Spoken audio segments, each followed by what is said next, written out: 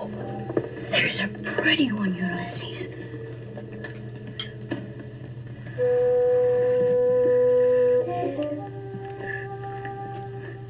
There it is. Hello, BookTube. I'm Shawn, the Book Maniac. Welcome back to my channel. Here I am with a review of this novel from Germany, The Peacock by Isabel Bogdan, translated from the German by Rutherford last year, 2021. The original novel in German was published in 2016. I love this novel, and I felt really quite deeply attached to it before I read it. I read it very recently, but I attended the, whatever the verb would be, I witnessed the Zoom book launch for it when it came out during the pandemic, and promptly ordered my copy, and I finally read it. And I was definitely not disappointed. I loved it.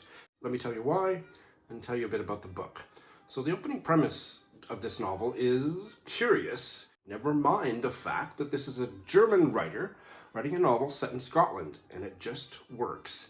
The setting is this dilapidated estate in rural Scotland, and there is a not lord, they call them lairds in Scotland, a laird and lady who are owners of this somewhat rundown but very interesting, expansive estate.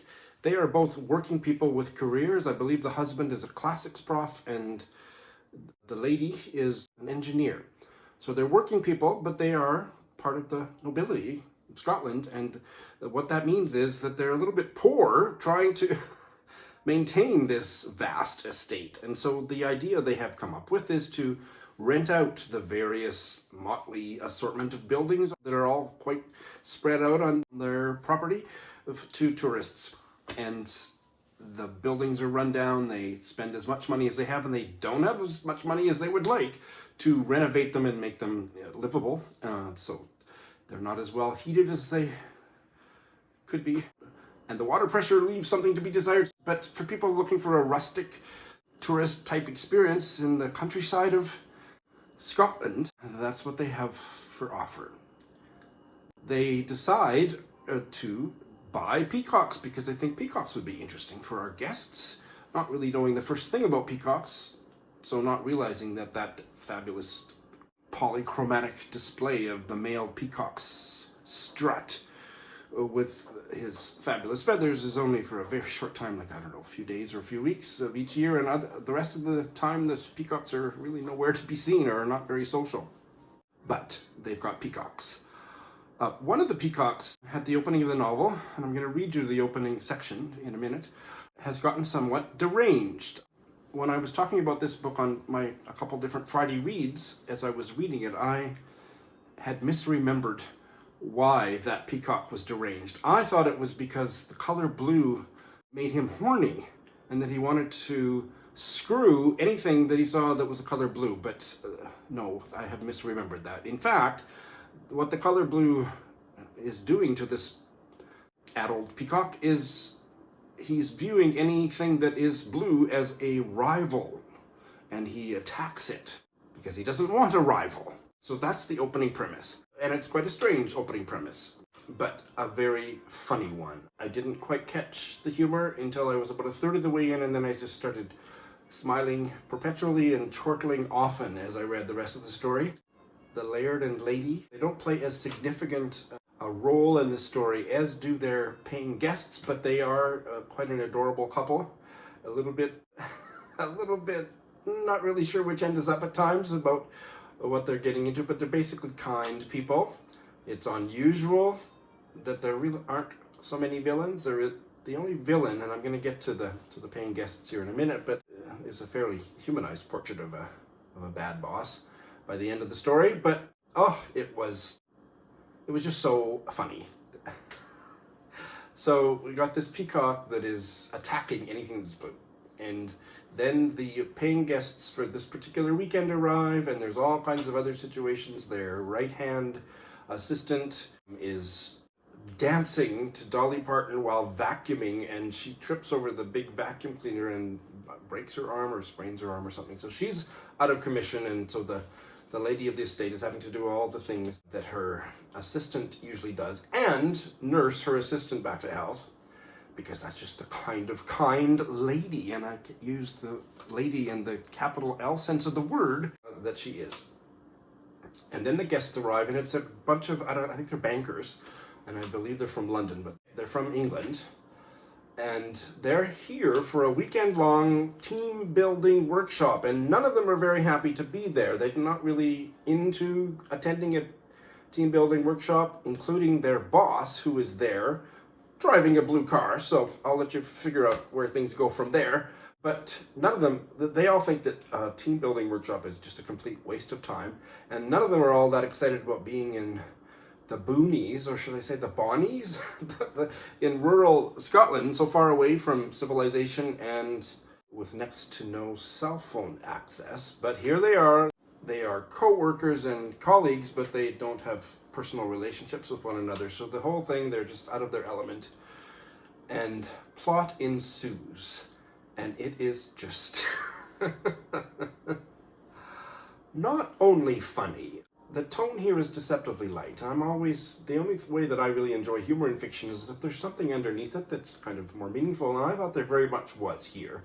I'll let you find out for yourself, and you may not agree with me that it's anything other than a comic story. I think there's a lot going on more deeply about teamwork and about the changing economy, about human relationships. There is a scene, and I'm not going to describe it except in the very most general terms, but in the second half of the book there is a scene where these people, these paying guests, are in the Lord and Lady's hot tub. That is one of the most erotic scenes I've read in months, if not years, and it's, there's no sex in it, but it's just beautiful. So there's a lot of moments here to be discovered. That the story is told completely in indirect speech. There is no quotation marks. There is no dialogue like you are accustomed to encountering in fiction. It's all rendered as, for example, there's one scene where the boss asks one of her employees, "Are you all right?" But in the book, she asked him if he was all right. And the entire story is told that way, and that really worked for me, and I'm still not quite sure why. I think it added to the humor, because the omniscient narrator could put their own spin and kind of keep the comedy and the ironic commentary going in the way she or he rendered that speech indirectly. But I loved it. I don't remember ever reading a work of fiction that had no direct speech, but maybe I wasn't paying attention. I certainly was paying attention to that in this, and it was one of the things that I enjoyed about it.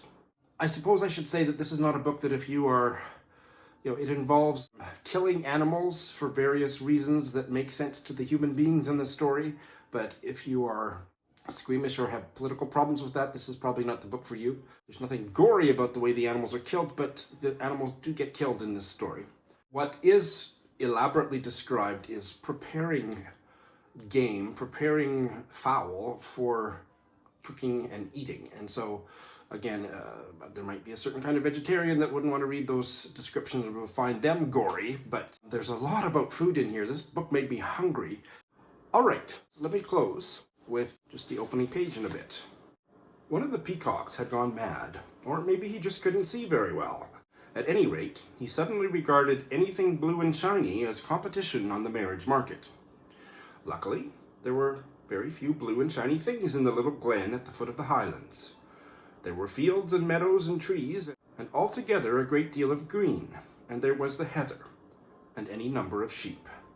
The only shiny blue things which occasionally strayed there were the holiday makers' cars. Lord and Lady Mackintosh had converted the former farm buildings, barns, and anything else vaguely suitable which belonged to their estate into holiday cottages, so that the old place recovered at least some of the money it gobbled up.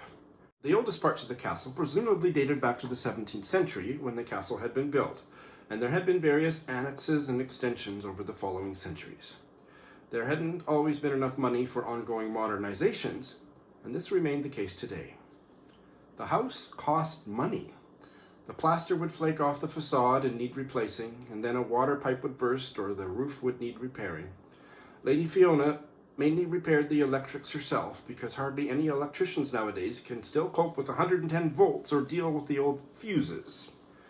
The heating costs regularly brought the Mackintoshes out in a sweat, which is more than could be said of the temperatures in the house.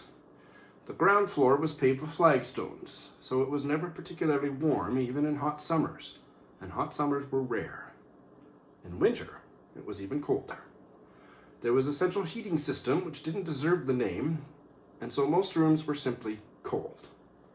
Only the kitchen was always pleasant, and a fire burning constantly in the old aga. Almost all year round, the laird and lady spent their evenings by the fireplace in the library, where they read, worked, or watched DVDs. In winter, they sometimes wore woolly hats to bed. They didn't mind, they were used to it. When they were frozen through, they took a bath or got into the hot tub outside on the great lawn. I enjoyed that opening even more now that I know how all those things figure into the story, and I think you should give The Peacock a try. And I cannot wait for more of Isabel Bogdan's writing to be translated into English. Thank you for watching.